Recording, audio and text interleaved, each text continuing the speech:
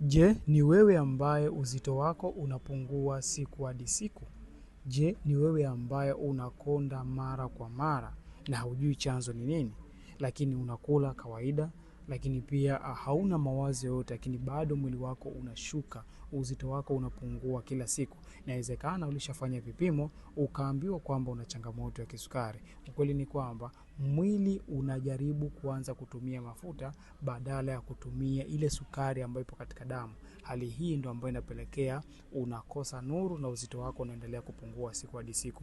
Na haya ni matokeo ya kutokea kwa insulin resistance katika mwili wako. Ikiwa umeshaanza kuona dalili kama hizi, ni vyema kufanya vipimo, lakini pia kutumia dawa na kufuata mustakabali sahihi wa wewe kuweza kutatua changamoto kama hiyo. By the way, nimekuwa nikiwasaidia watu wengi kupata suluhisho la moja kwa moja, kwa maana ya kupata tiba pamoja na ushauri namna gani ambavyo unaweza kaanza matibabu na kupona hizo changamoto moja kwa moja.